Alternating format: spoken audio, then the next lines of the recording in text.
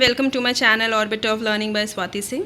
So today we'll be starting up with the chapter 2 of environment. So the chapter is ecology, ecosystem and biome. So you can go through the sources from which the topics has been taken. So let's start up with the topic. The first topic is ecology. So हम start करेंगे the first topic, ecology. The term ecology is derived from the Greek word oikos, meaning house, combined with the word logy, means the science of or the study of. ठीक है, इसका क्या मतलब होता है? किसकी स्टडी कर रहे हैं हम? अर्थ की स्टडी कर रहे हैं as the household of plants. क्या क्या है उसमें? प्लांट्स, ह्यूमंस, एनिमल्स और माइक्रो ऑर्गेनिज्म, जितनी भी चीज़ें हैं उन सब की जो स्टडी कर रहे हैं हम अर्थ पे, उसको हम बोलते हैं ecology. In 1866, the ecology was first used by the German zoologist Ernest Haeckel.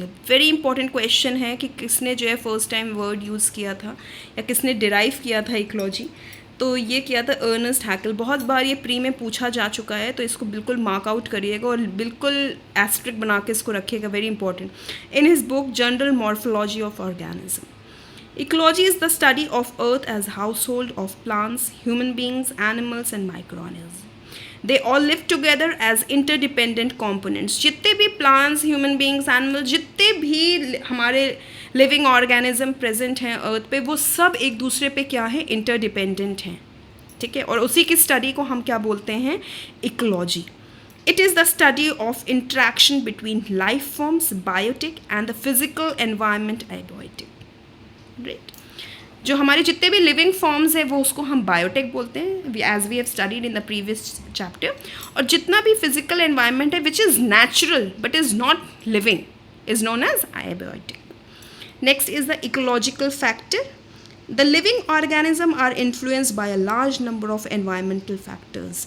These environmental factors are known as ecological factors और इको फैक्टर्स. जितने भी लिविंग ऑर्गेनिज्म है ये एनवायरनमेंट के जितने भी फैक्टर्स हैं उस पर भी डिपेंड करते हैं, तो उनको हम क्या बोलते हैं? इकोलॉजिकल फैक्टर्स या तो eco factors. These factors may be biotic और abiotic. Right. The ecological factors are broadly divided into 4 parts. Climatic factors. These include light, temperature, rainfall, wind, humidity and pH. A variation in one or more of these factors affect the distribution and lifestyle of organism. सबसे पहला क्या है? climatic conditions. Climatic conditions जैसे ही vary करेंगी वैसे ही lifestyle of organism, distribution, वहाँ की diversity, सब कुछ change होने लगता है. ठीक है. नेक्स्ट है topographic factor. These include altitude, slope and direction of mountain, exposure and valleys. Next क्या है? जो हमारे माउंटेन्स होते हैं, वैलीज होती हैं, इस पर भी डिपेंड करता है कि कैसी उनकी डायरेक्शन है, कैसी स्लोप है, कैसा, मतलब अब माउंटेन देखिए, माउंटेन पे जो डाइवर्सिटी होती है वो ह्यूमंस की थोड़ी सी कम होती है, क्योंकि वहाँ पे रहने के लिए हमारे पास जो है इतना ज़्यादा ईज़िली हम वहाँ पे सर्वाइव नहीं कर पाते हैं. लेकिन प्लांट्स की बहुत अच्छी कई हिल्स पे जो है बहुत अच्छी जो है हमारी फ्लोरा और फोना बहुत अच्छा वहाँ पे होता है. नेक्स्ट है edaphic factors. These include structure, formation and characteristics of different types of soil. Soils पे भी डिपेंड करता है कि वहाँ की सॉइल कैसी है, कितना ज़्यादा वो उसका जो है उपजाऊ है, कैसा उसका जो है फर्टिलिटी है, तो इस पर भी बहुत सारी चीज़ें डिपेंड करती हैं. Next is the biotic factors. These are derived from the interactions between different species of living organism, intraspecific as well as the interspecific. ठीक है, आपस में जो इंट्रैक्शंस होता है स्पीशीज़ का, उस पर भी डिपेंड करता है कि हमारी डाइवर्सिटी कैसी है. Next is the law of ecology. Barry Commoner has given some ecological laws which are followed by the environment and its functioning. इसको भी मार्क आउट करिएगा, बहुत इंपॉर्टेंट है. किसने इकोलॉजिकल लॉज दिए थे? Barry Commoner. First law of ecology. Everything is connected directly और indirectly to everything else. We are all in together. It means that every component of ecological system is interrelated to each other. First law में इन्होंने क्या बताया है? जितनी भी चीज़ें हैं बायोटिक, एबायोटिक, सब एक दूसरे पे इंटरडिपेंडेंट और इंटरकनेक्टेड हैं, चाहे वो डायरेक्टली हो चाहे वो इनडायरेक्टली हो, लेकिन कनेक्टेड और इंटरडिपेंडेंट सब एक दूसरे से हैं. Next is the second law of ecology. Everything must go somewhere. This law means that in nature there is No such thing as waste. Everything can be used for various purposes. Animals release carbon dioxide as respiratory waste. This is an essential nutrient for green plants. इसमें कहा गया है कोई भी चीज़ अगर बाहर जैसे हम ब्रीद आउट करते हैं कार्बन डाइऑक्साइड तो क्या होता है, प्लांट्स उसको लेते हैं, उससे वो रेस्पिरेटरी, हमारे लिए तो रेस्पिरेटरी वेस्ट है लेकिन उनके लिए वो एक एसेंशियल न्यूट्रिएंट्स है, ठीक है। तो हर चीज़, जो भी चीज़, कोई भी चीज़ नेचर में वेस्ट नहीं है, कहीं ना कहीं उसका यूज़ किसी ना किसी के लिए है, ठीक है। Third law, there is no such things as free lunch. This law states that everything in the ecosystem has some cost and their payment cannot be avoided. It can only be delayed. Environment में, nature में कोई भी चीज़ ऐसी नहीं है जो आपको free में मिल जाए. अगर हमें फ्रूट्स खाने तो हमें क्या करना होता है, हमें प्लांट को वाटर, सनलाइट चाहिए होती है, हमें बहुत टेक केयर करनी पड़ती है एक फ्रूट खाने के लिए. तो ऐसा नहीं है कि बस हमें खाली बैठे हैं और हमें कोई चीज़ फ्री में मिल जाती है. और हर चीज़ के लिए ये चीज़ है, ऐसा नहीं है कि सिर्फ ह्यूमंस के लिए, जितने भी लिविंग ऑर्गेनिजम्स हैं या जितनी भी चीज़ें हैं उनके लिए इम्पॉर्टेंट है कि कोई भी चीज़ फ्री में नहीं मिलती है. नेचर में भी हमें कुछ ना कुछ उसका पेमेंट करना पड़ता है. इट्स नॉट नेसेसरी कि हमें पैसे से ही करना है, किसी ना किसी वे में हमें उसके लिए पे करना पड़ता है. Fourth law, nature knows best. It means that any major man-made changes in natural system is likely to be detrimental to that system. The ecosystem do evolve with time, and in this process, the ecosystem molds itself to function in the best possible manner.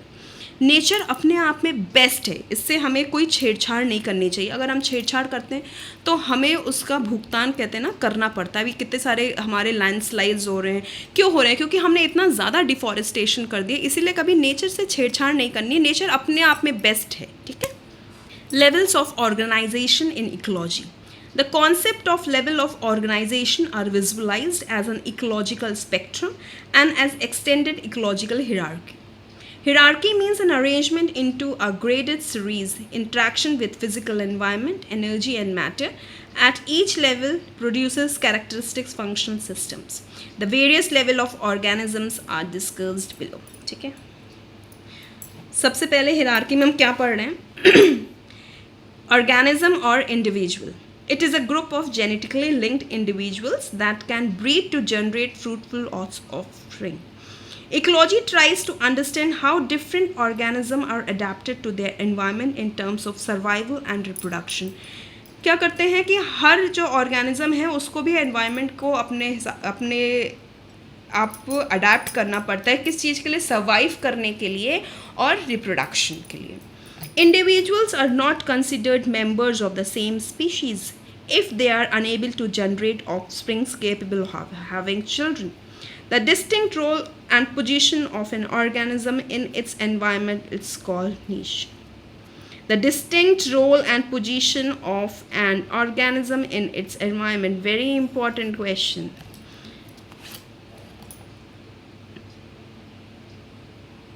By this, each organism tolerates various conditions, utilizes various resources. Her organism अपने according जो है, जो भी conditions होती हैं, environment होता है, उसको adapt करता है survive करने के लिए. Habitat. A habitat is an ecological or environmental area that is inhabited by a particular species of animals, plants and other organisms. There are 4 important habitats found on the earth: land, freshwater, estuaries and ocean. Mark it down, very important question. The population in a habitat refers to the number of plants and animals living in that habitat.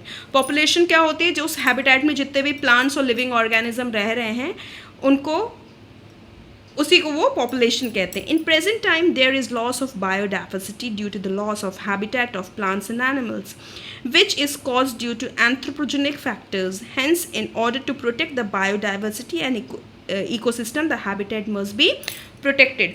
अगर हमें जो है अपने, कहते हैं ना कि बहुत सारे एनिमल्स, बहुत सारे फ्लोरा और फौना जो है हमारे जो है ही नहीं, अभी एग्जिस्ट ही नहीं करते हैं, ठीक है. वो किस वजह से हो गए? क्योंकि बहुत ज़्यादा इसमें एंथ्रोपोजेनिक फैक्टर्स की वजह से हमने अपना हैबिटेट को, जो उनका हैबिटेट है, उसको बहुत ज़्यादा डिस्टर्ब कर रखा है. तो हमें वो नहीं करना है. उससे क्या होता है? हमें लॉस होता है. Population consists of all organism of plants and species inhabiting in a given area. किसी एरिया में जो भी प्लांट्स और एनिमल स्पीशीज़ हैं उसको उसकी पॉपुलेशन कहते हैं. For example, all individual of tigers and Lions in area constitute their population. Community, interdependence and interaction among population of different species in a habitat leading to community organization. एक ही habitat में different species का जो interaction और dependence होता है उसको हम community बोलते हैं. This is collection of plant, animal, bacterial and fungal population that reside in certain area and interact with one another, right? So ये मैंने start किया है chapter, so we'll be completing up with the chapter very soon. So if you have not watched the previous chapter, do watch that also. And if you're liking this series, please like, share and subscribe my channel for more such videos.